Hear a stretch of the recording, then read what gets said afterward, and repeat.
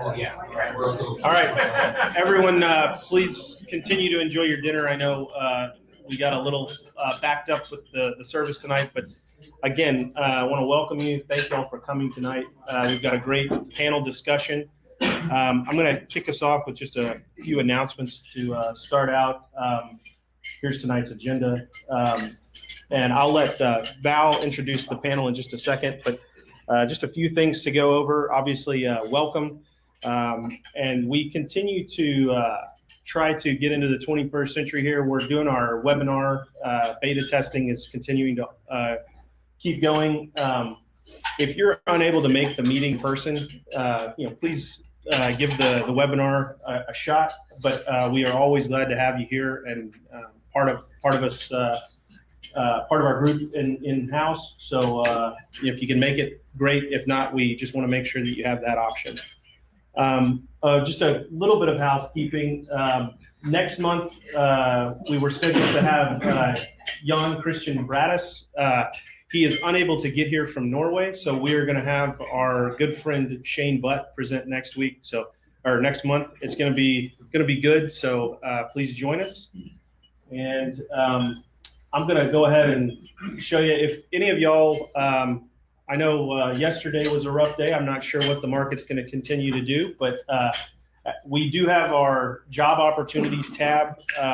Charlie, if you would like to speak to that, I'll let you take a minute. Sorry, make sure you take a bite before you talk.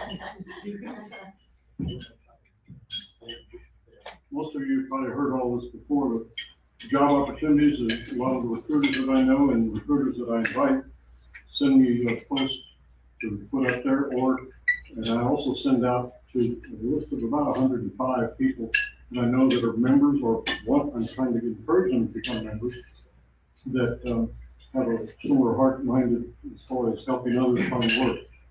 Chris has got a lead that I want. Chris, if you would, please.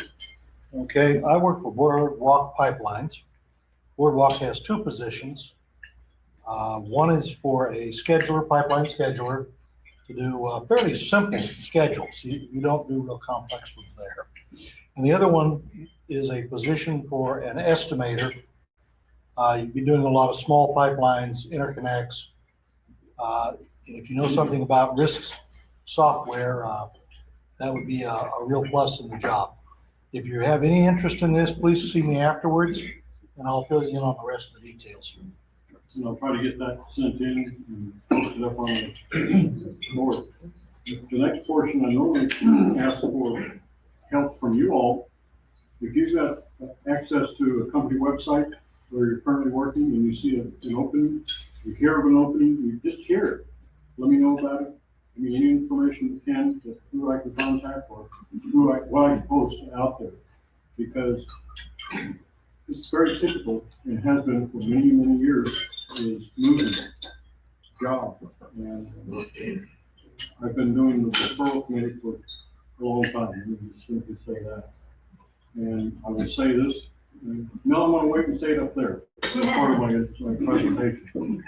But if you would, get with me if you've got any leads. I can give you my email address, phone number, and start there. Thanks. Thanks, Charlie. I know we've had a couple. If anybody else has any opportunities they want to bring up, now's the time, or we can always chat after the program as well. Do we have any other recruiters besides Daryl?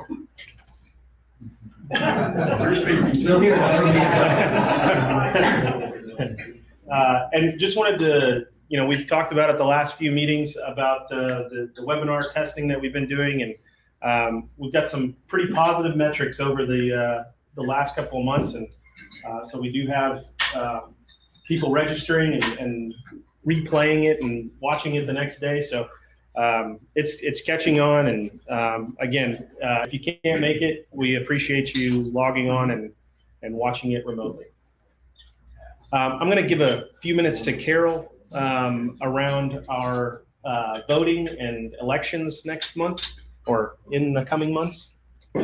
Well, first of all, the one he's talking about right here is for headquarters for the national. and I think it goes through the middle of the month, 15th, something like that. If you're a member, make sure you go online. It's real easy to vote. They kind of walk you through it. So take the opportunity, if you're an actual member, to go out there and do that. You will have to, log in with your membership. One of the things I would like to say is one of the things that we do in our section is we have a board of director and some officers who keep this running quite well. As you can tell, our president's out tonight and our vice president has stepped right on in. That's a great accomplishment in our section because we have the people that can do it. However, it is voluntary. So we don't want the same people to run it all the time. What we're gonna do next month is we're gonna vote on, this is March. Yeah, in May we'll vote. So if you're thinking about being an officer or if you're thinking about being on the board, either see me tonight or see me next month when we get together, and I'll put your name on the list as first past president. That's one of my duties, is my Gloria's duty is to kind of come up with this group of people that we will vote in May. So let me know if you're interested in being an officer or being on the board, and I'll give you more information at that time. And I can speak personally. It's been, go ahead, Charlie. I was just going to mention, there's a number of positions that are probably available. Director is an easy way to start learning management. When you commit to becoming a vice president, that's truly a 3-year commitment. Vice president, president, and then past president. So, but it's a way to start to learn the function. Yeah, It is necessary. It looks good on the resume, I'll say that. I've had the pleasure of being on the board for the last 3 or 4 years, and it's very rewarding, and you get to meet a lot of great people and go to some really great events. So I encourage anybody that's thinking about it or is on the fence to just ask us, and we'll be happy to walk you through that process. So I think that's about it. I'm going to hand it over to Val, and she will introduce our panel tonight. But again, thank y'all for coming, and here's Val. Oh, before I forget, if you guys have not gotten one of our famous yellow koozies, we have some extras, so grab one on your way out.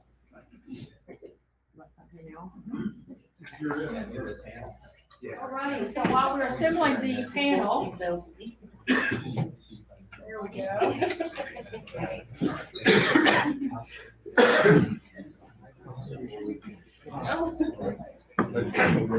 Tonight's technical session is highlighting rising professionals. Each year, we take one meeting out of the year and we really focus in on the rising professionals. Now, rising professionals, you say, where does that fit in? It is everyone from entry level to about mid-career. And so as you begin rising through the positions in the corporations and in the companies, and you start learning more and more of what it takes to get things done, and you begin to develop your career, this is what we're looking at tonight. So we want to have our panel and our panelists, and I'm going to introduce each one. Ross McKay on the end there, he is with the Ryan Group, and you can kind of see what his resume, he has worked with them for 13 years and has done a number of different responsibilities within the Orion Group. And then Charlie, of course, everyone knows Charlie. I don't have to introduce Charlie. But Charlie also carries a very important role within our AACE Houston Gulf Coast section. As you heard him talk about, he is the one who coordinates the open job opportunities. He also has the opportunity to talk to different recruiters, talk to different companies, and he has a network of several hundreds of project controls professionals that he sends notices out to. And we have had a number of folks who have moved around from job to job, and a lot because of this organization, the Houston Gulf Coast section, and what Charlie has done as well. So Charlie has a very extensive career, and he's a very important part of our Houston Gulf Coast section. Melissa is with Omega, and she's a native Houstonian, as I am, so there we go. And Melissa is very active in the community, and you can read some of the things that she has done.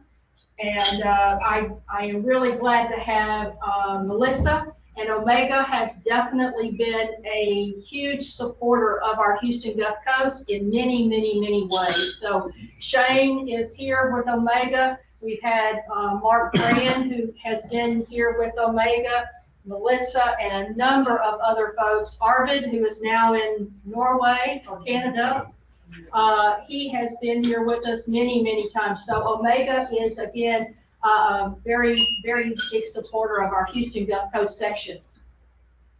And then Dara. We all know Dara. In fact, most of us in this room have probably worked for Dara. And I know that many of us have used the different consultancies and agencies where Dara has worked, and she has put a lot of us to work over the years. And she too has been a very strong supporter of our AACE and our Houston Gulf Coast section. So right now she is with Turner and Townsend, and many of you are with Turner and Townsend. So we're very glad to have Dara with us tonight. So I'm Valerie Venters. I've been part of the Houston Gulf Coast section for a long, long time. And so I think most everyone knows me. But I am going to moderate or throw out questions to our panelists tonight.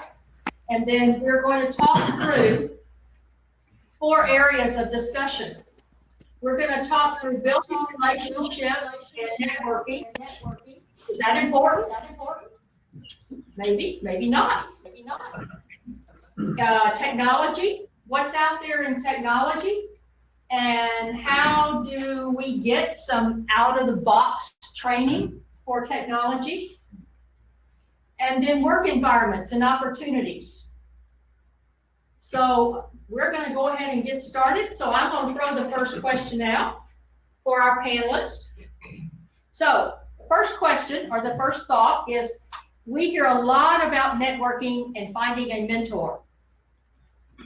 But how do these activities help me further my career? How do they help me develop in my career? Panelists, how would you answer that? I'll take this one, and myself and Charlie. Talk louder because we're. Yeah, I'll stand up. There you go. I'll come over here so I can see. There you go. So I guess I've obviously got a funny accent, so if you ever hear me okay. TP's Texas. So building relationships and networking is huge in anything we do. I'm sure we've all heard the cliche, it's not what you know, it's who you know. The reason why it's a common phrase is, quite frankly, because there's a lot of truth to it. Doing a bit of reading for this topic, came across a statistic where my line of work, between 70 and 80% of job opportunities for never even advertised, which is a startling number. I don't know about the rest of you, but if I was when we worked tomorrow and was let go, I'd probably go home and the first thing I would do is turn on the laptop and see what jobs are available online for me to apply to. Probably wouldn't be the best use of my time. I'm better focusing on building my network and utilizing the existing network. Networking itself, personally, it's one of those things where there's often a negative connotation attached to it.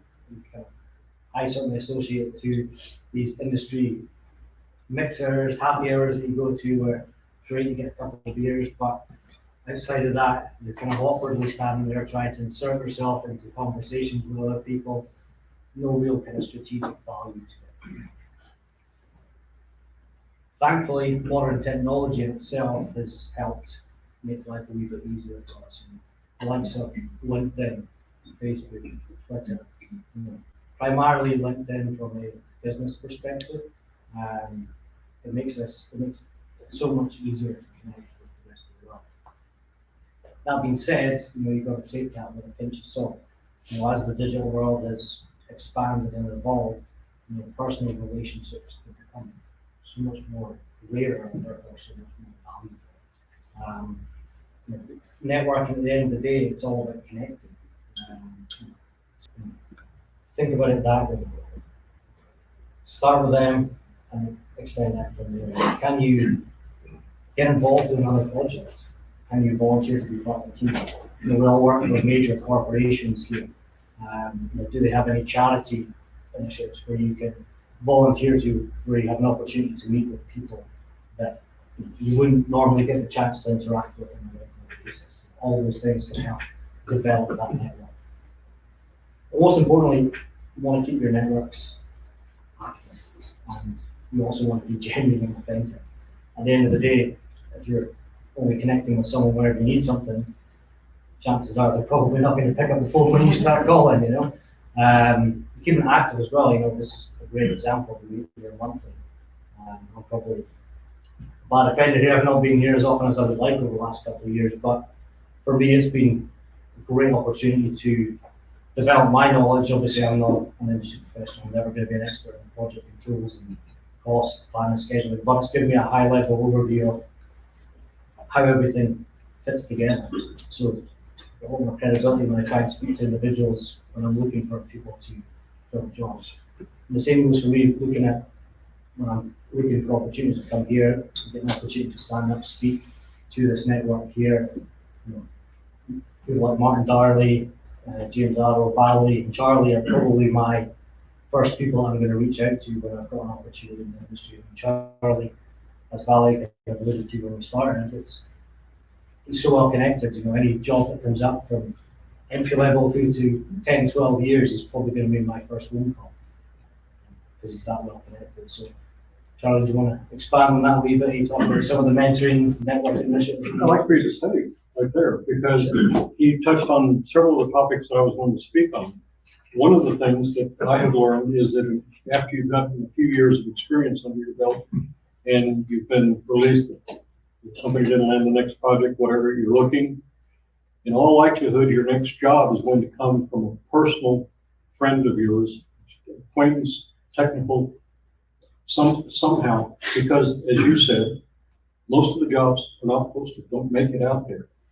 And so a personal referral that gets you, we don't have any HR here, do we? Get you by the HR people to the hiring authority saying, yeah, this looks good, and it's got a personal reference or referral.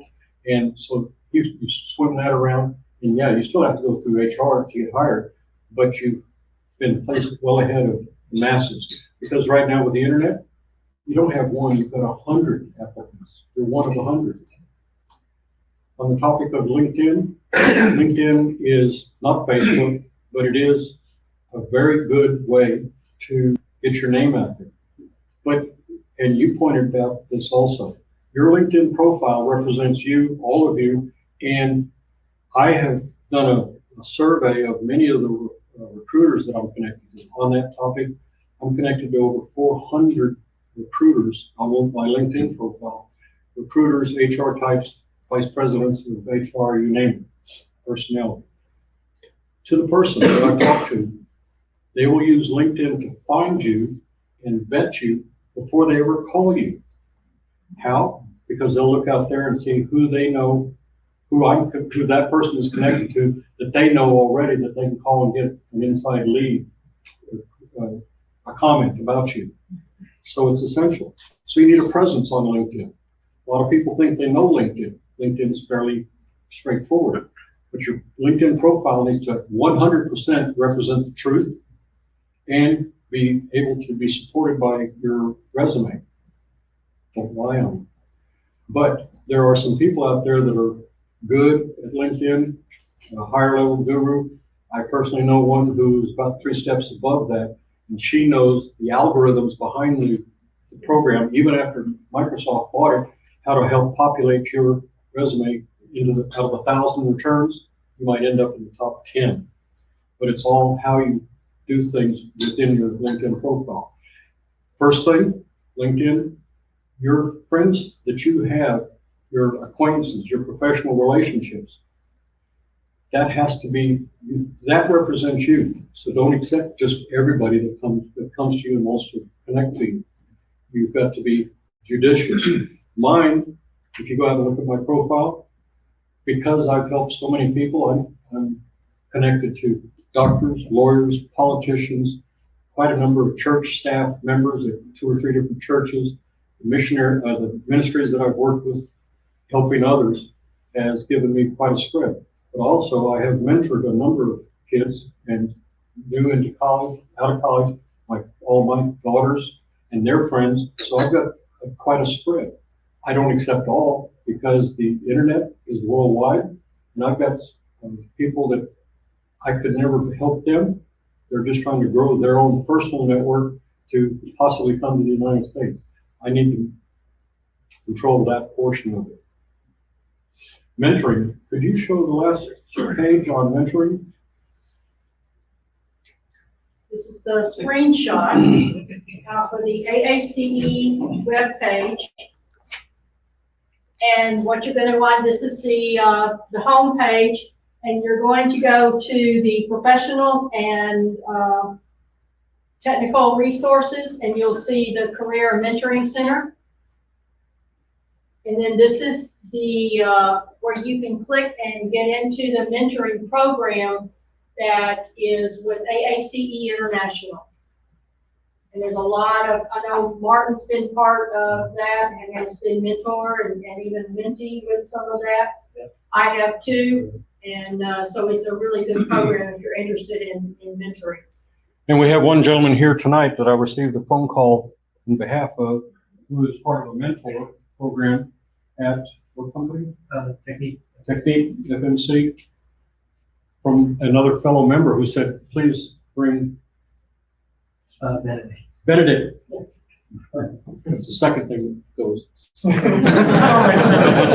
it again? It's all right. But mentoring is not a lost art. It may not be fully practiced by a lot of corporations, but it also puts it may be up to you to find someone who's been around a while at the company that you're currently working and ask them, can I spend some time with you? And luckily, when I started my career at Fluor, I was assigned to a person as a mentor, and he was substantially, probably my age, substantially older than I was when I started. But he told me so many things that I can still repeat to this day, still very applicable. Very little thing. He said, get a 3-ring binder. You generate something, you used it, it was published or utilized, make a copy of it and put it in your book. If you did it once, you might need to do it again. Why recreate something from ground zero? You take that and go, well, I can add 3 columns to it and use it again. Start saving those things. I mentioned LinkedIn. I encourage everybody, keep a copy of the project directory or the company directory that you're currently at. And don't put it just electronically out there on your hard drive. Get a hard copy of it, put it in the 3-ring binder. Those 3-ring binders have helped, but I've got a couple of those that help me. I've got one that's a decent size that is nothing but directories of companies and projects that I've worked on. It's helped refresh connections that I needed to pursue when I couldn't remember exactly who did what at that project, but I knew that it was done and it would help. The list goes on. Well, is this something? No, I mean, I think, looking at, from my field, job opportunities as well, I think it's important to understand that resume paints just a small picture of what you will like piece of work is. And these days, all the technology is great, but and also, as Charlie alluded to, it's got all these algorithms, search words, and just like a couple of names that have every possible search word and may be completely irrelevant for the role, but their CV will pop up in our database. So, because you kind of reach out to myself or whoever it is that you're applying to, sometimes it's more challenging than others, but have a conversation, because sometimes it may be something on your resume that just doesn't quite flag up exactly the way you want it to, doesn't quite understand it as well as you can explain it. So, the more conversations you can have around that, the easier it is for us to understand. The referral work that I've been doing for a long time came about because it helped me once in the very beginning of my career. After 8.5 years with Fluor, overseas, came home Sunday night, got let go Monday morning. Thank you. And so he helped me. He was close to retirement, and he said, can you help me? Can you take this over? It's changed radically, because back then it was a box with resumes. I don't do resumes anymore. I'll take a copy of that so that I know better than you, the individual. But there's a, where's Rick? No names mentioned, but on the topic of networking, the word above that is building a relationship. I got landed a 3.5-year assignment because Rick was already engaged. And Rick and I have never worked together. He's either led or followed me into one project or another at another company. But from that relationship, he turned my name over to them and it ended a 3.5-year project. How do you build relationships immediately? I'm sorry, it was a 20-year development before that came about. So one of the sad parts is there's a lot of members. How many members do we have in our local section on the wall? Almost 500. And we see probably the same 30 or 40, and then all of a sudden I'll find somebody who will get a hold of me through a call or something to the board, call Charlie.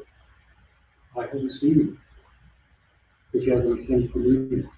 You all, I'm speaking to the wrong people here. I need to speak to the ones that aren't here. But it comes from building a relationship, knowing somebody, knowing who is working at what company, but it's also getting your face out there. It's essential. The other thing that I want to mention is when you go to work for a company, they are looking for you to grow with them. They're investing in you, but you also need to make sure that you speak up and let your desires known. And I highly encourage everybody, if you haven't had field assignment, you need to get to the field. There's only so much you can do from behind people. You need dirt on your boots. And some of the greatest projects and assignments that I've been on have been around the world. Well, they were hellholes. Well, Milan, Italy wasn't bad at all. But It was not different today. well, today it's under, it's closed down. But a year and a half over there, and I traveled to 26 countries for that project. I think everyone needs to build experience and office experience. And here's a recruiter. 9 times out of 10, you are more valuable to the company when you've seen the whole life cycle. EPC, it's engineering, procurement, construction.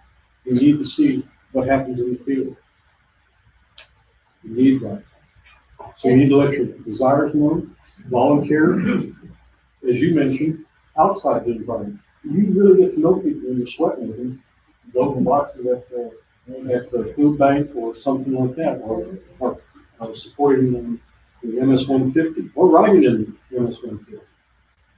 So. Also, I think it's good to also, when you see someone else that needs help, if you see someone looking for a job, then help them if you can, because that comes back around full circle later down the line. Because, I think you mentioned it before during the downturn. No one is willing to say, oh, my company's hiring or anything, because everyone's just so worried about themselves at that moment. But you have to look out for everyone. That's part of that working as well. And the whole mentoring process too.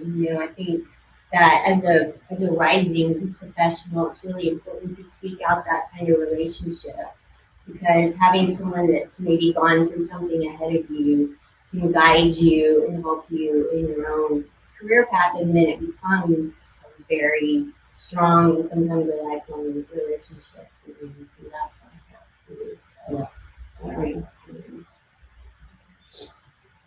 All right, any questions on this topic from the floor? And speak up, because the Sorry. microphone is up here. No worries. Probably more of a statement. With regards to mentoring, I heard you say someone in your company, please don't limit yourself to that. Right. I mean, I have mentors. I've been very fortunate. I've been in the field for 20 years, around the world, 11 different countries.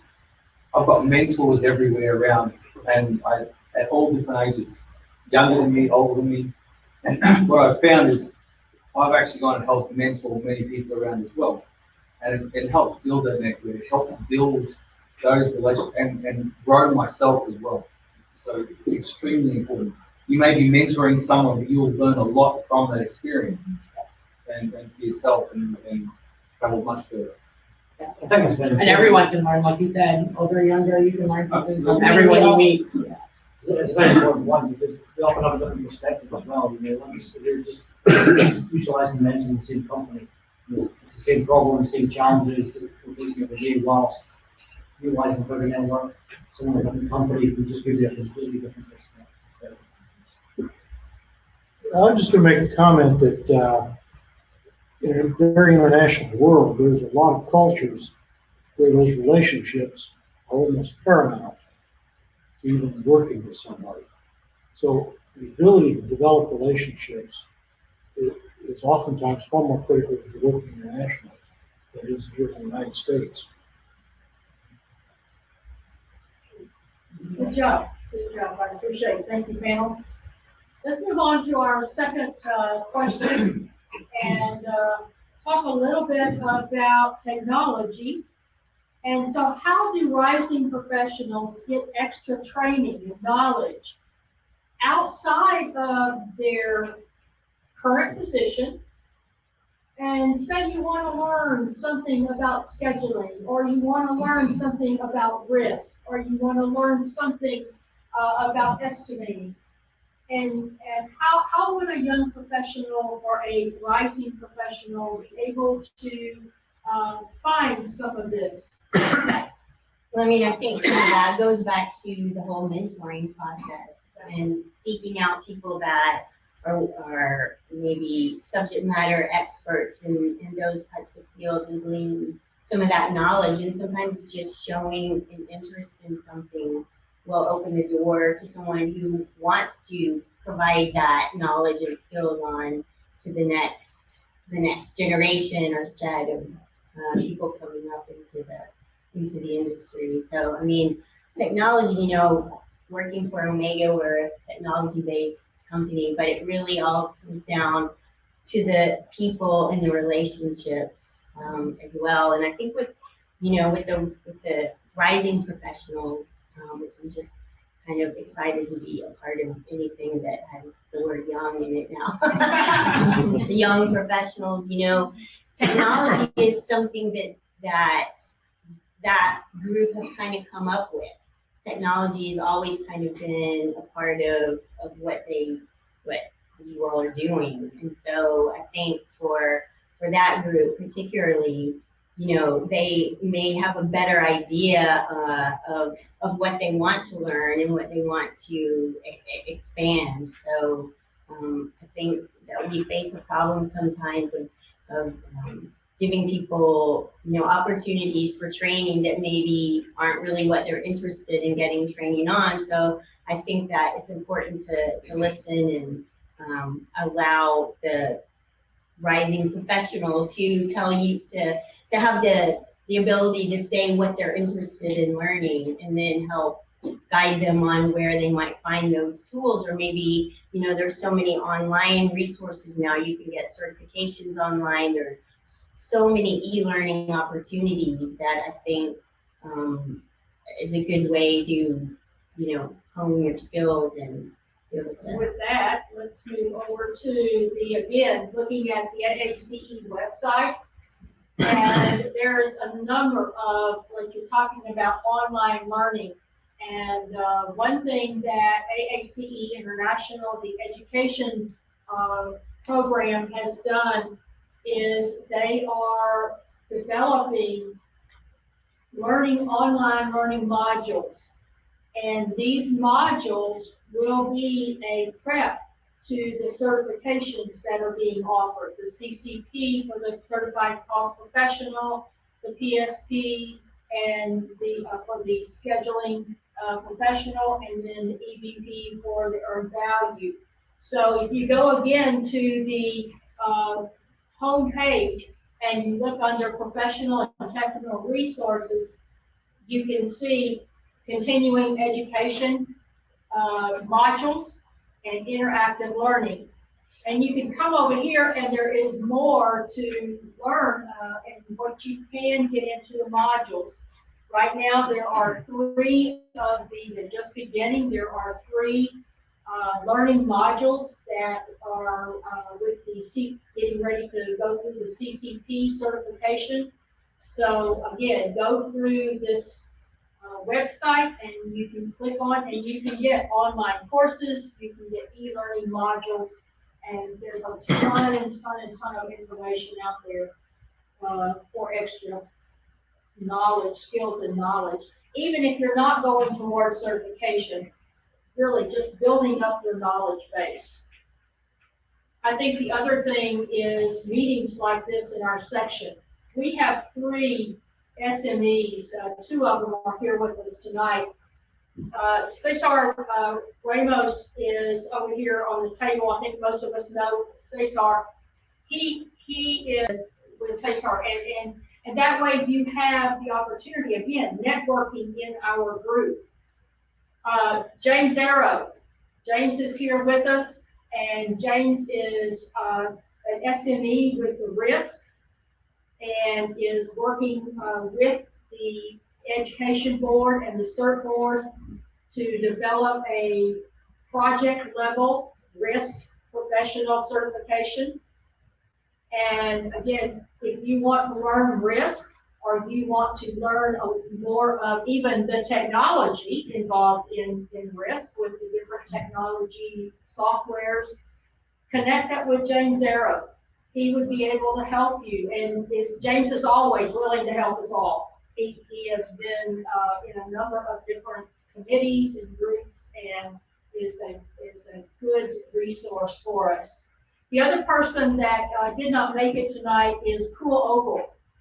And Cool is a SME with estimating. He also does a lot with risk, but Cool has been an estimator now forever and ever. And he is a great things going with estimating. So within our Houston Gulf Coast section, we have a number of SMEs. Martin Darley, who's here tonight. Martin has been a cost engineer and done a number of, well, all the disciplines pretty much, with engineering companies and the major companies, oil and gas. And again, Martin is a good SME to reach out to and ask some questions on cost engineering. So we have a number of folks in our group that would be willing to help the young professionals as they seek additional knowledge, additional skills, have questions about what they're doing. Harold, our buddy Harold over here, he is an SME where it comes to claims, and I know Harold would be more than willing to reach out to help out with anyone reaching out with questions on claims and the different aspects of all of that. So you can see right here in this room, other than Cool, who wasn't able to make it tonight, we've got an SME in every discipline.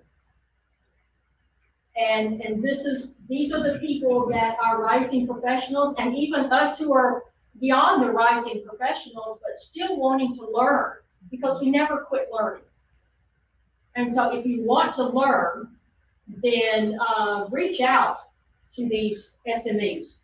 That was the term for us, sunsetting professionals. No comment. Cesar?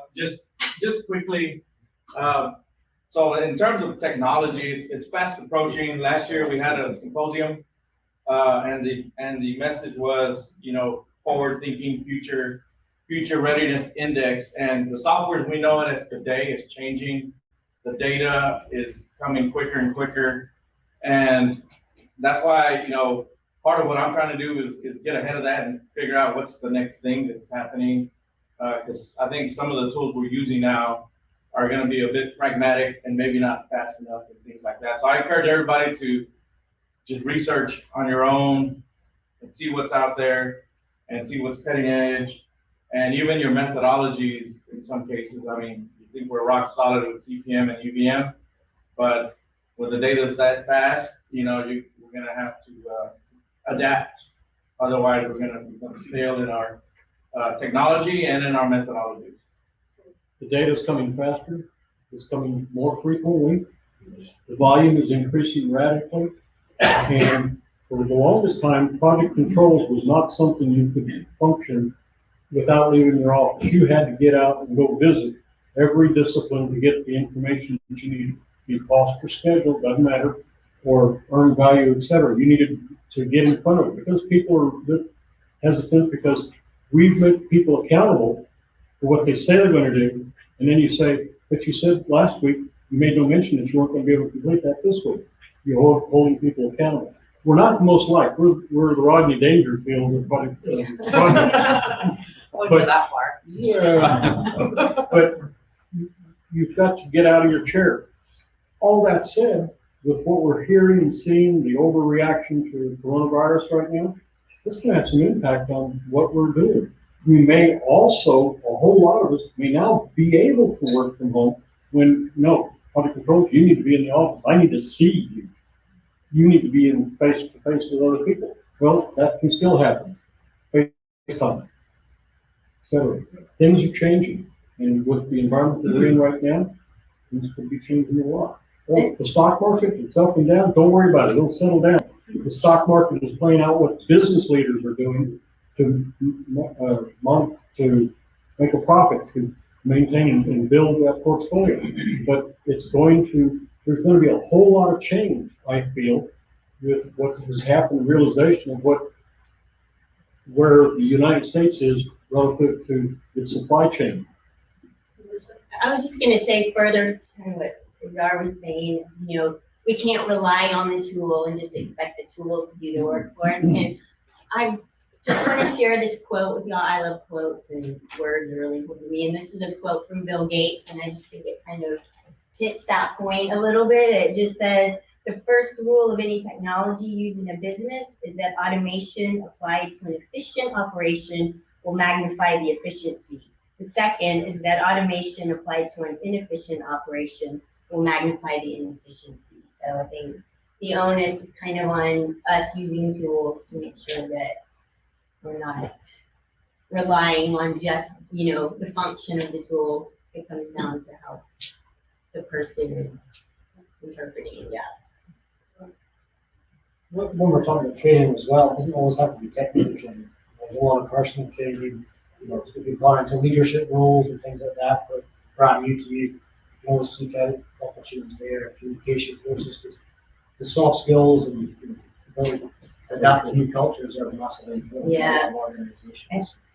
Sarah and I go way back, and we worked for. I'm not a technical person, but I've got the gift of We gab. got the soft skills, and we can attest to the fact that we at one point worked with someone who was technically extremely good, but a little lacking on the soft skills, on the people skills. And so the technology and the tools are only as good as the people using them. And, so you know exactly what I'm talking about.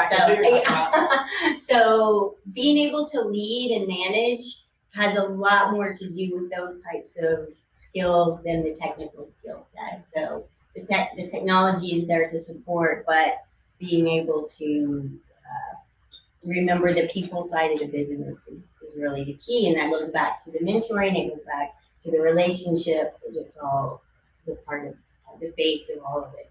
But you're right, it's definitely a skill that needs to be learned. Yeah. Anyone can be a manager. Right. Honestly, but to be a true leader, it takes an exceptional skill set, and it takes time to learn that trait.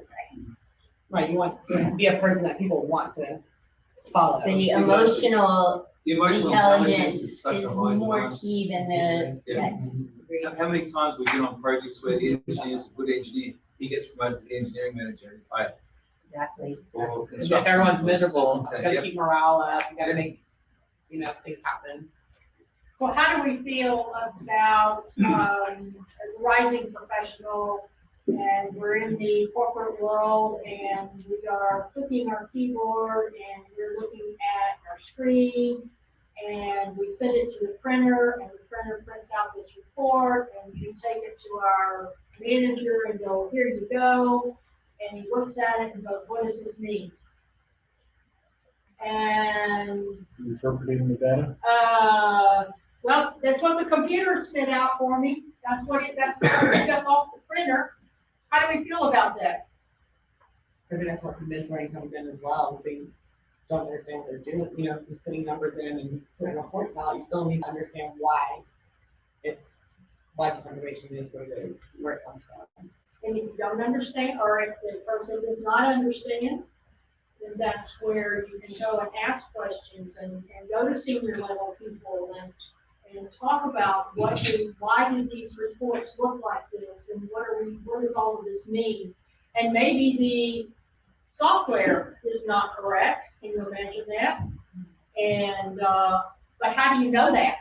Unless you really do know what the graphs are saying or what you expect for them to say. And you learn that through experience and through talking and your network, your mentors, your senior level people on your project, and you begin to really learn what does all of this mean. And then you can sit down with your manager and go, well, this report is saying this. You are under budget and over schedule time, and this really isn't working out very well. And the reasons why.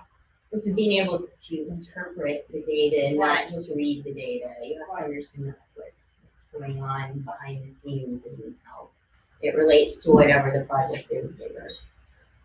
Harold. Yeah, Val, you're touching on a really important point. And I can tell you, being an old guy and managing hundreds of people, all kinds of lawyers, all kinds of engineers, it's very important that the people who are looking for this mentorship also take some personal accountability so they can ask good questions. They vet the graphs, they understand they have focused questions, because if you're going to go talk to a mentor, someone who's very busy, you need to have some capacity to express what the issues. Don't open your mouth and say, I don't get this. How does this work? Okay? Because you're not going to get their full attention, and they're not going to be willing to spend any time with you because you've not invested the time yourself. So the first thing to do is to really make sure you have understood the fundamentals, where you're at in the process, and if you're way down the list in terms of fundamental learning, then there's still opportunities to talk to people, subject matter experts like James. But I think you need to at least reflect in your questions that you've made the personal investment to try to understand at least where you're at in your career, have a good foundation to speak from. And I can tell you, I mean, if somebody comes to me, certainly not my career here, but somebody comes to me with a question that's just way too broad, and it's I'll try to address it, but I'm not going to take 35 follow-on questions. If they come along with a good question that's very smart, I'll open the books, I'll lay it out for them and explain it. So I think one of the things that I always wear the dark hat, right? But I think one of the things that people really should pay attention to is that you also need to make a personal investment when you want to have that mentor-mentoree relationship, because the mentor is going to be much more giving if you can at least reflect you have yourself invested time to ask good questions. And that takes accountability on both sides. And also, further to what you were saying about your mentor doesn't have to be someone that you work with. It needs, there might be somebody outside of your whole, work and career path that has the knowledge and the experience too, from a different perspective that can help you kind of grow outside of just looking at the numbers. Or I always tell my wife, you could learn a lot from my dog, but it never seems to sink in for some reason. Yeah, well, it needs to be a They're shaking her head already. I can't even believe you said that. And it was recorded. Yeah, that's true. Broadcast. I do think though, I listened to what you said and I agree, that they need to come to you with questions. But I think the mentors need to have the patience to understand that the mentees don't know what they don't know. So when they come to you, it's because if they're honest, they don't have a clue. And if you don't have the patience to be able to sit down and say, okay, I'm going to go back to the basics, because I sit in my job and my job is to teach everybody how to do things, but I have to realize that the ones I'm teaching don't have a clue. They don't know. And what I think is just really easy, well, you just do this, this, this. And they go, what? They don't know why. So you have to be able to step back as a mentor and say, okay, when I was in your spot, what did I know? What didn't I know? How did I learn it? And maybe I learned it totally different, but I have to be able to have the patience to say, here's A, and here's B, here's 1, and here's 2. And this is how you get to 3. I think it's very fair, and I think everybody who works with me here would certainly vouch for my patience is just beyond. But on the other hand, though, seriously, as a manager, you can vet if somebody comes to you prepared. I mean, yeah, we've done all things through school, and teachers know if you've read the assignment or not. You know, go ahead, Johnny, and recite something, and you just have to do it. So everybody knows and understands whether or not you've read the assignment. And it's the same thing when you're leading people. You know who's prepared and who isn't by the kind of questions they ask or where they're at and their understanding of what's going on. And if somebody comes to me with a wacky question, I'll just, point them back. Look, you need to go read this and this, and then come back with better questions. Right? And maybe I'm not that direct because I'm a very soft person like that. But I do think you owe them that responsibility as well. I mean, because if you constantly feed people, they're going to just sit there with their mouths open and ask to be fed all the time. I think the manager role and the mentor role are two different pieces. That's of the what I puzzle. True, because I've managed not in else realm, but recruiters and stuff, and if they come to me with something that they could have easily just Googled, I'd send them back an email and say, let me Google that for you. And Here's my camp. Harold, I have to, I'm on Carol's side, I have to challenge him. Sorry, but the only stipulation I'll have, you can ask me any question you like, I am happy to go out of my way to help. You come and ask me the same question again next week, that's when I get upset. Yeah. Otherwise, I'm happy to take it back to basics. I'm happy to talk you through the world and how creation happened and every James Mitchell novel ever been written. I get that. But if you come back and ask the same question over and over again, then we have a problem. Right. Then I'll jump on your bandwagon, Harold. But otherwise, I'm getting the fruits. Yes. Good discussion, good discussion. Shane, you have some Just comments? to say, I think the PC 101 course that Yes. we typically run, we didn't run it this year, is great for young rising professionals to get an overview of some different areas maybe that they're focusing on. I send my programmers onto that course every year. Yeah, and they're not, adding project controls, but it's useful there. It also enforces networking and relationship building with the people that are there. We do outreach programs that are valuable, and also getting involved in communities is a great way to give some back. Very good. Thank you, Shane, for that. One more? Well, it's a comment off to the side that directly related to this. Somewhere in the organization that you're currently working, upstream, is somebody in charge of the budget as far as education, outside education, additional training, workshops, things like that. You should know who that is. Let your desire be known to them, or how can I get my name on the list to attend that? Who knows what the budget might be? The company should, maybe it will pay for it. But don't let that be the only criteria. You should need to invest in yourself. one would say HR is probably the best place to go to for that, because they do all the continuing education. Everyone gets a certain amount per year that they can do reimbursed. But sometimes it takes the project manager or your department head, put your name in the list that this individual has expressed interest or desire to learn, and you can meet with his or her current pals, plus this, you got a better employee. So you need to know who that is, but it's once again, making your desire known within the company. Good discussion, good discussion. Let's move on to our last question. And it's about work environments and opportunities. So the work environment is changing. We are now moving toward virtual and collaborative platforms. And as a rising professional, how do I learn to get things done within an organization when I'm working virtually? Or how do I develop my career if I'm not sitting in the office 5 days a week? You have comments from him? I mean, the same with everything else, I guess it all kind of ties in. You're gonna want to network, know who you need to have those relationships with, and just stay in good communication. It's all about communication, especially if you're working virtually. Just want to know what's going on, copy the people that need to be, make sure you're being copied in on anything that's relevant to your job, so you're not missing out on anything. And just, follow up. There's Skype, there's a ton of I think the technology. follow-up is the big key to, where the opportunities and the virtual and all of the other platforms out there that we're moving toward. Many times, I think we go and we get a question answer and we never follow up with what is the next step.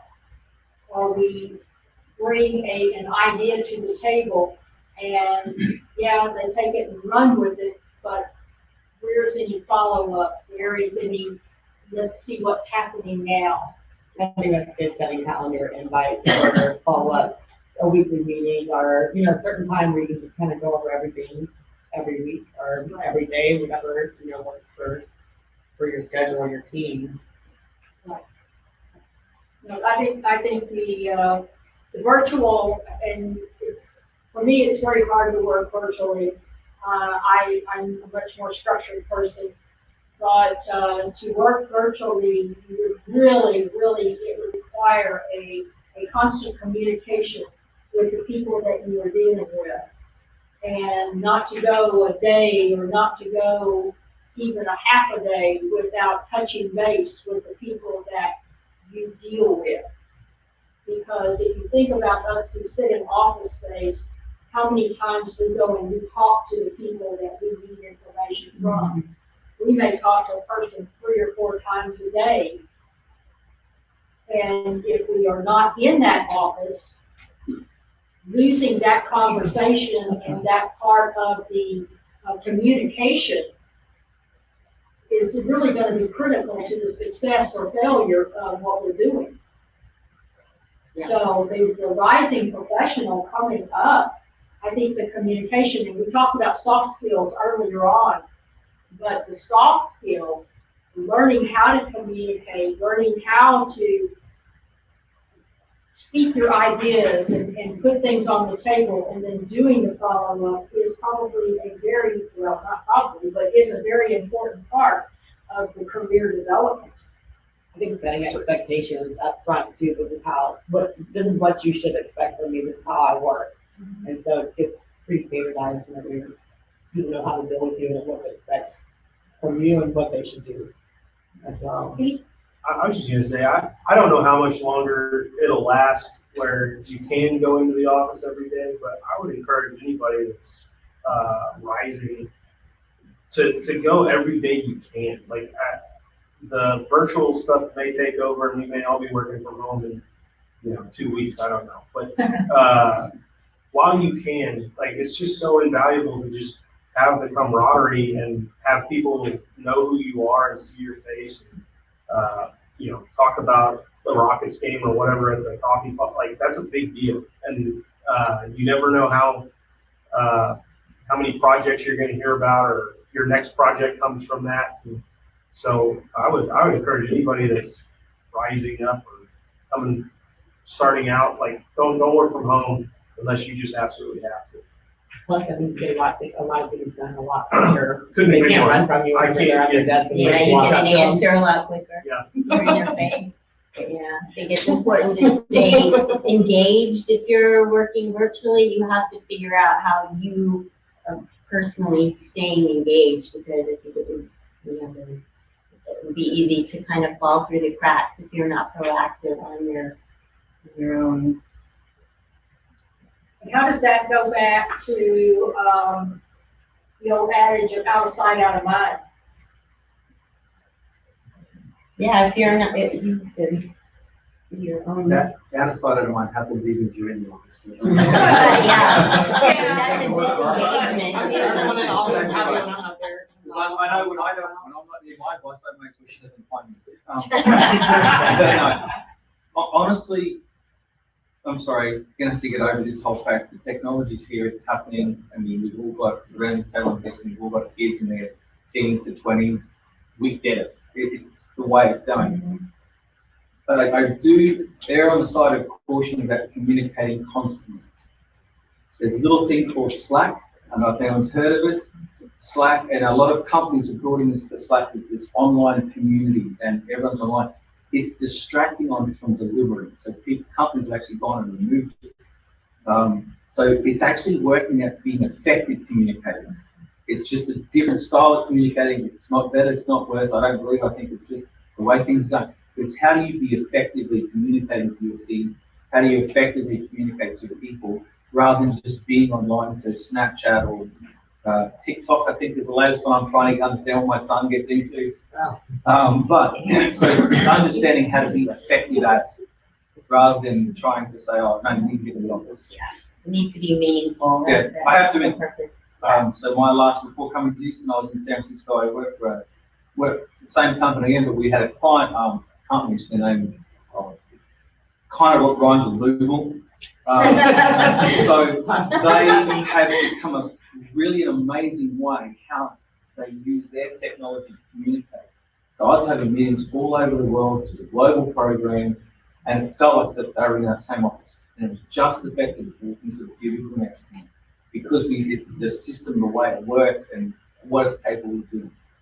And getting on board with that, it's amazing. I can work from anywhere. It was fun sitting in Hawaii on the beach on a laptop going, yeah, no worries, or don't worry, it's just the screensaver behind me. So it's still be effective. But you have to learn to set it off. And you're right, I mean, a lot of these companies have collaborative, conference rooms where you have all around the world and different locations, and you're all sitting around the conference room, just like you would almost if you were there in the room. So there is many new platforms, maybe not new, they've been around for a bit, but as they get more and more sophisticated, and companies begin, not all companies are using those yet though. And so yes, you may be part of a high technology company, but the other companies are not there yet. So that's where you're at an advantage of being able to use the technology where others may not be. Yeah, so it's probably more understanding the pitfalls of it as well. Yes. So Yes. Microsoft's reinvention is really in competition or in response to Slack. So Microsoft Teams. Yeah. is going to be the Yeah. big thing. Yeah. So yeah, I think the sooner we get to grips with that, if we miss the SharePoint vote, you better start loading once the Microsoft Teams is.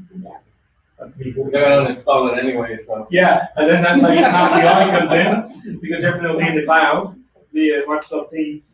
So yeah, it's all going to put together, because Microsoft's certified at Google and Slack. And I think a lot of this too, because we're talking about technology, maybe some may not have gotten into the technology yet or gotten, understand the technology, how to use Microsoft Teams or how to use the Power BI and the cloud and all of these kinds of things. And yes, that is an upcoming platform, so take advantage of the SMEs. We go back again to reaching out to the SMEs that we know and say, help me understand this. And that brings me back to what you guys were saying earlier. So when you talk about big data, it's about volume, variety, and veracity. So yes, there's more data, there's a greater variety, but it's up to us as professionals to know the quality of that data or the veracity of that data. Yes. So yes, and again, that goes back to interacting face to face, having an empathetic, emotionally intelligent conversation with people. It's very important. I think equally important though in what he said. Sorry, David. I'll do that a couple of times. I'm just joking. What I was going to say is understanding each other in terms of what drives each side of the equation. For instance, between the mentor and compete, we have that relationship. You need to understand what's been driving, what makes this person going. Vice versa. You need to understand their personality, their traits to go into that. That's a good point. Yeah, we don't all process things the same way. Some people are more outgoing, some people like to process internally first, so that's all part of the emotional intelligence. Very true, very true. Well, we have about a couple minutes left. Are there any questions online? What other? Ah, over there, yes. Talking about mentor mentee relationship and technology kind of looking at the flip. A lot of times, the younger employee, this is a question right there. The younger employee is one of the generation who used to growing up with technology. A lot of times being more wanting to implement something new. With any suggestions for convincing the established generation that what they're used to isn't the best, Yes. and that there's actually a more efficient way to do this even though they're not comfortable. And I just find a lot of times it comes with, we're worried about change because I don't want to open the gate for the new guy to steal. So, Yeah, there's always a fine line. well, no, it's true. They don't understand. You want everyone has their responsibility to actually go and get things done. If I have to start to learn something new, it just makes that hard. No, that's a big issue, I think, with the generation gap.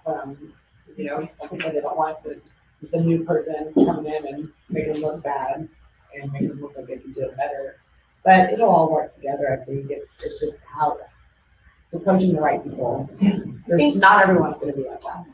But maybe sometimes having the rising professional, maybe give them a little more opportunity to be in charge of that as a project, you know, to find out what works better and to be able to run with that a little bit and show the benefits of it and how it could help business instead of, I think if there are solutions that they can present that might actually be a benefit, it would maybe make it easier for the people, maybe a little more set in their ways to look at it from a different angle. I don't know. I have a nephew who's a millennial, so he's very technology based, and that's kind of the thing. Some of the things that we talked about prior to this is that technology.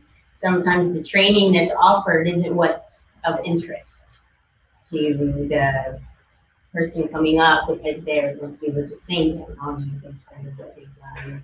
It's always been in their life, and so it needs to maybe some more innovative ways to.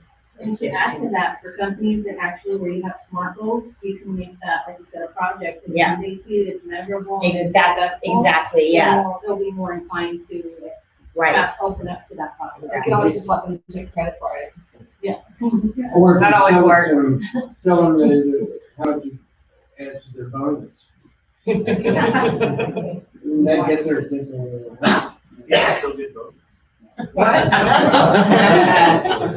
know in the project I just was on, one of the folks the cost engineers who was working on my team, was young, up and coming, and very eager to show me that there were different ways of doing things than what I was used to. And so we had a mini talks about, you know, how can he show me and prove to me that what he's talking about will work. And I did that. I told him, okay, you take it and we're gonna keep going and run 2 sets of books if you wanna call it that. But we're gonna keep doing what we're doing because that's what's gonna, I know that will get the job done and I can make my deliverables. But on the side, he was running a new way of doing business with us. And with new technology, and that's where the Power BI, he took Power BI before I even knew what it was, and began building charts and graphs and all kinds of using the modern way of technology. And then he was able to prove to me that, hey, I come up with the same answers, and this looks really impressive. Because of the new graphs, they're not just plain old Excel graphs with the red, blues, and yellows. And that was a real eye-opener for me.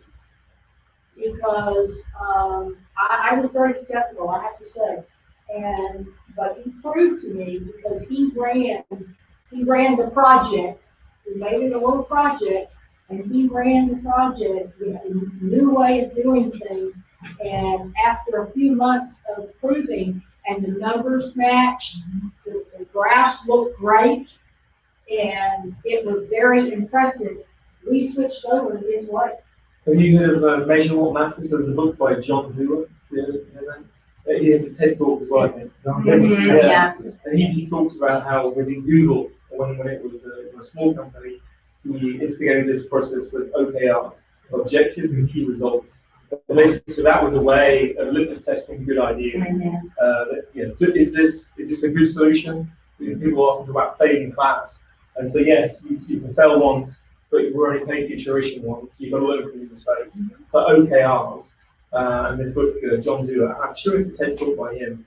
Look that up, it's really quite exciting. Measure what matters. Well, this is our time is up. I hope that you got a little bit out of all of our discussion. This was a great discussion. We had so many great ideas out there and so much talk about what we can do to help the rising professional and also us who have already risen. Those of us that are on the way down. Never quit learning. And that is the most important thing I think to take away from all of this, is that never quit learning. Never quit learning what's new, the technology, never quit learning to build new relationships, never quit learning networking, never quit learning, come to AACE on the second Tuesday of every month, and to reach out to our SMEs. And I mean, there's just so much that AACE can offer. And I think that it is really the reason why me personally and all of us who have been here for many, many, many, many years, we all stay in this organization, because there's so much that the organization offers, and then in turn so much the organization has done for us that we want to give back. So thank you, panel. Thank you.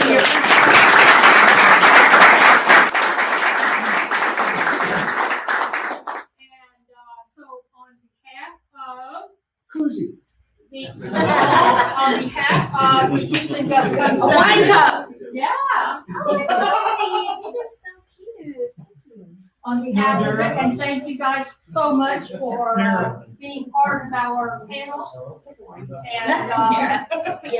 so next month we have Shane, who is going to be our speaker. Shane, wave at us. Yes.